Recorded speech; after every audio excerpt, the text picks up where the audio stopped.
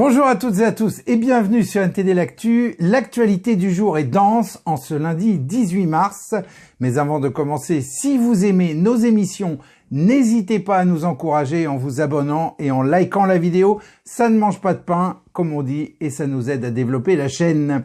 Dans quelques instants, nous allons retrouver Anthony qui va nous parler aujourd'hui d'un sujet des plus épineux puisqu'il s'agit des enjeux pas toujours évidents qui sous-tendent le conflit entre le Hamas et Israël. Mais tout d'abord, faisons un tour de l'actualité. En France, on parle aussi de guerre, celle qui a lieu aux portes de l'Europe et qui met aussi en jeu la bipolarité des intérêts Est-Ouest. Emmanuel Macron a donc de nouveau affirmé la nécessité de se préparer à tous les scénarios possibles en Ukraine, y compris à l'envoi de troupes au sol. Ces paroles ont suscité de vives réactions au sein de la classe politique française. La plupart des oppositions sont contre et certains suggèrent même qu'il pourrait exploiter la question à des fins politiques. Une perspective qui inquiète aussi une partie de la population. Et on passe à des nouvelles plus terre-à-terre puisqu'il s'agit des agriculteurs. Les agriculteurs ne décolèrent pas alors que la mise en place des mesures promises par le gouvernement tarde à arriver. Par exemple, le versement des aides européennes n'a pas été fait. Le président Emmanuel Macron a reporté sa réunion prévue avec les représentants des syndicats agricoles à l'Élysée.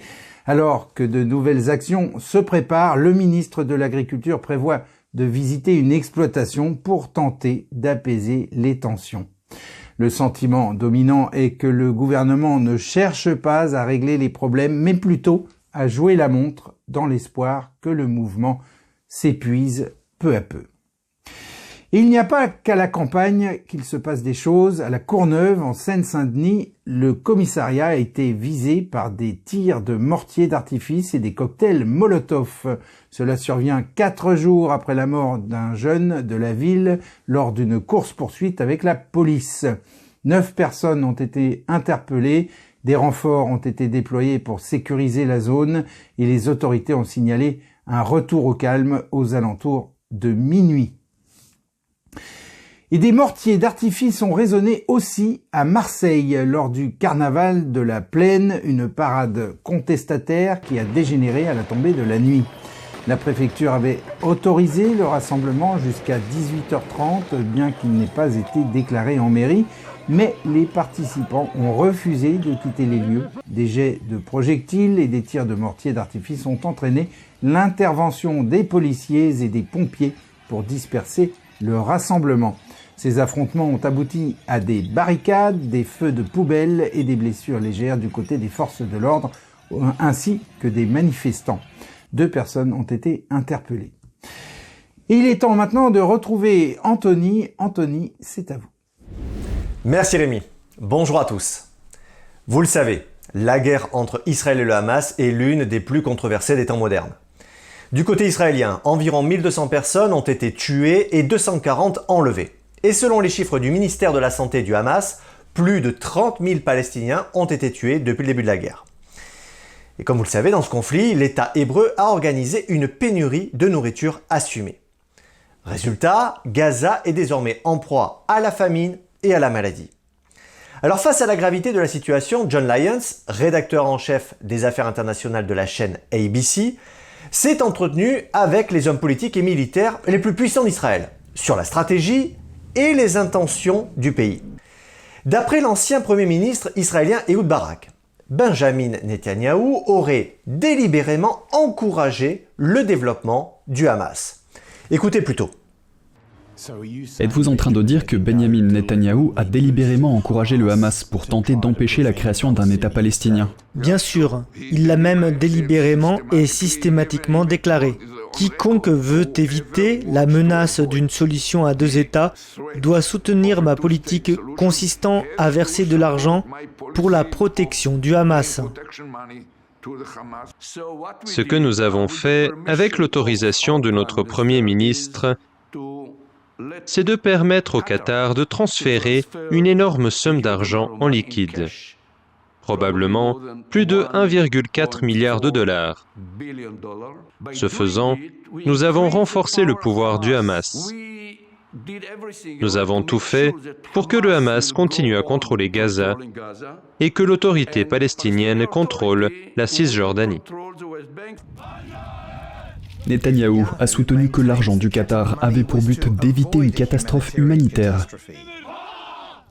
Après avoir contribué à la construction du Hamas, Netanyahou s'est maintenant engagé à le détruire. Il a nourri la bête et elle nous a explosé au visage. Si vous fondez votre stratégie de sécurité nationale uniquement sur la force, alors vous devez gagner 24 heures sur 24 et 7 jours sur 7 pour toujours. Je ne crois pas que l'on puisse détruire le Hamas par la seule force militaire. Le problème est le suivant. Si vous voulez détruire le Hamas à Gaza, vous devrez déplacer de force plus de 2 millions de Palestiniens dans le Sinaï. Aller maison par maison, dans tous les recoins, anéantir toute la bande de Gaza en surface, puis passer des mois sous terre, tunnel par tunnel, subir des centaines de pertes, voire des milliers. Et peut-être qu'après quelques années, il n'y aura plus de Hamas à Gaza. Mais si vous faites cela, le Hamas sera partout ailleurs. Qui l'eût cru? Le fait qu'Israël a joué un rôle actif dans la création et le financement du Hamas, un groupe islamiste considéré par de nombreux pays comme une organisation terroriste, résonne comme un véritable coup de théâtre. Aussi, bien que cela puisse paraître surprenant, des responsables israéliens, américains et palestiniens ont confirmé ce fait. Charles Freeman, par exemple, diplomate et ambassadeur américain, a confirmé ses propos en affirmant qu'Israël avait initié la création du Hamas en tant que projet du Shin Bet. L'objectif d'Israël n'était pas simplement de permettre l'émergence du Hamas, mais plutôt de l'utiliser comme une sorte de contrepoids à l'Organisation de libération de la Palestine. Rémi, c'est tout pour moi. Oui, merci Anthony. Tout cela est compliqué. Plusieurs propositions de création d'un État palestinien ont déjà été présentées par le passé. Elles ont toutes été repoussées. Les enjeux géopolitiques dans la région s'avèrent d'une haute importance stratégique, aussi bien pour l'Occident que pour le bloc communiste et pour le bloc islamiste. Trump en a parlé sur Fox News. D'après lui, il faut finir cette guerre rapidement et inclure l'Iran dans les accords d'Abraham et non pas signer des traités nucléaires avec les ayatollahs comme l'a fait l'administration du camp adverse. On écoute Donald Trump. They're very bad for Israel. The Democrats are very bad for Israel. Israel sticks with them. I guess Israel's loyal, maybe to a fault, because they stick with these guys. Biden is so bad for Israel. They should have never been attacked. If Biden were good to Israel, they wouldn't have been attacked. President Biden has been a strong supporter of Israel because of the terrorist attacks if he were by Hamas. If he were a supporter of Israel, the Iran nuclear deal would have never been signed and Israel would have never been attacked, Howie. Et oui, Donald Trump toujours avec son franc-parler. Et passons maintenant de l'autre côté du mur virtuel, du côté Est, pour examiner le résultat de l'élection en Russie. Un résultat sans surprise. Hier, Vladimir Poutine a été réélu président de la Russie avec environ 87% des votes exprimés. Naturellement, l'Ukraine est une grande partie des pays occidentaux ont critiqué cette élection. Parmi eux, les États-Unis ont déclaré que les élections n'étaient ni libres ni équitables. L'Allemagne et la Pologne ont aussi remis en cause la légitimité des élections et le Royaume-Uni, quant à lui, a souligné que les élections se sont en partie déroulées dans les territoires ukrainiens occupés. Et comme si les catastrophes d'origine humaine ne suffisaient pas, dans le sud-ouest de l'Islande, une 4e éruption volcanique a débuté le 16 mars, entraînant l'évacuation des habitants de Grindavik. Une fissure de plus de 3 km a laissé échapper des milliers de litres de lave en fusion. Cette éruption est la 4e en quelques mois pour la petite ville de Grindavik, déjà évacuée à la suite d'une éruption en novembre de l'année dernière. Et on passe tout de suite aux actualités Chine avec Vladia qui va nous en dire encore un peu plus sur les relations entre les puissances qui sont à l'œuvre derrière le conflit du Moyen-Orient. Vladia, c'est à vous, on vous écoute. Bonjour à tous, merci Rémi. Pour continuer sur la lancée du sujet d'Anthony, je vous propose d'écouter un échange entre un collègue américain et Gordon Chang, l'auteur du livre « La Chine entre en guerre ». C'est parti. Gordon Chang, auteur de La Chine entre en guerre, merci d'être avec nous. Merci beaucoup, Jack. J'aimerais vous interroger sur le rôle de la Chine au Moyen-Orient. À quel point le Parti communiste chinois ou PCC impacte-t-il cette guerre? Quel est son rôle? D'abord, ils soutiennent l'Iran avec force. Sans le soutien financier de la Chine, l'Iran ne pourrait pas s'opposer à Israël ou à d'autres pays. Pour vous donner une idée de la situation, les achats de pétrole iranien par la Chine au cours des 10 premiers mois de l'année dernière étaient supérieurs de 60% à ceux de 2017. L'année 2017 est importante car c'est la dernière année avant que l'administration Trump ne réimpose des sanctions sur l'achat du pétrole iranien. Vous pouvez donc voir qu'il y a eu une forte augmentation du soutien financier. Mais ce n'est pas tout. Les diplomates chinois soutiennent l'Iran et le Hamas. Les organes de propagande chinois, y compris le gouvernement central, amplifient le narratif iranien. Et bien sûr, le Hamas, le Hezbollah et la milice Houthi disposent de très grandes quantités d'armes chinoises. Il s'agit donc d'une guerre chinoise par procuration. Quelle est la politique étrangère des États-Unis vis-à-vis de la Chine et de la Russie dans cette guerre? L'administration Biden a vraiment essayé de construire des ponts avec le régime chinois. On l'a vu, par exemple, lors du sommet du 15 novembre entre Biden et Xi Jinping. Ils ont essayé de mettre l'accent sur les domaines de coopération. Ce sommet était le point culminant des visites des hauts fonctionnaires de Biden dans la capitale chinoise l'année dernière. Le secrétaire d'État Anthony Blinken, le tsar du climat John Kerry, la secrétaire d'État au Trésor Janet Yellen et la secrétaire d'État au commerce Gina Raimondo. Ils se sont tous rendus à Pékin et ont tous essayé de montrer patte blanche. L'administration Biden a donc vraiment essayé de créer un pont. Mais bien sûr, ça n'a pas fonctionné. La Chine continue de mal se comporter. Elle continue de profiter de nous. Ils se disent que l'administration Biden est faible. Ils ne répondent donc pas à la demande de Biden. Où cela va-t-il nous mener? De quelle nature est l'alliance de la Russie avec la Chine? Ils ont formé le noyau d'un axe avec l'Iran, la Corée du Nord, etc. Le monde est donc divisé en deux.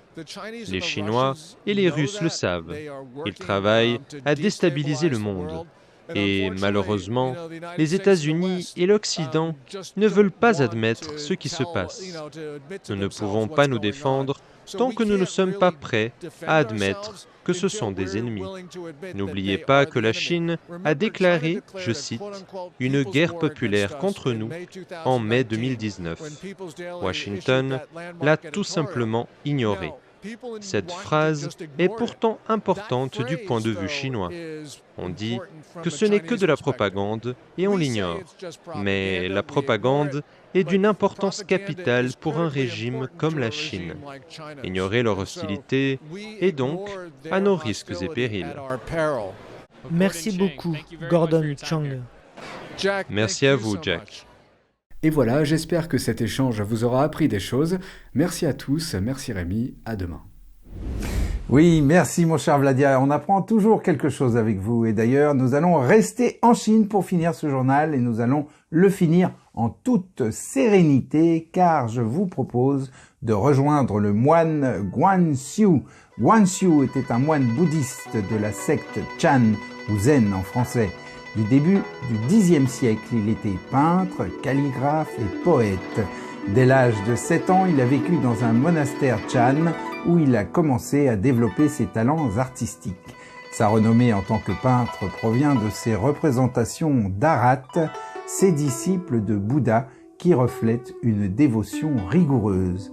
Les visages des Arhats évoquent un sentiment de détachement après avoir vécu les épreuves de la vie et tout le processus de leur chemin spirituel. Certains ont observé en profondeur les Arhats du moine Guanxi pour tenter d'en percer le mystère. Pourquoi ne pas essayer vous aussi, si le cœur vous en dit? Ainsi s'achève ce journal. Merci à toutes et à tous de l'avoir suivi. On se retrouve demain à 13h pour une nouvelle édition de NTD L'Actu. Très bon après-midi, excellente semaine. À demain.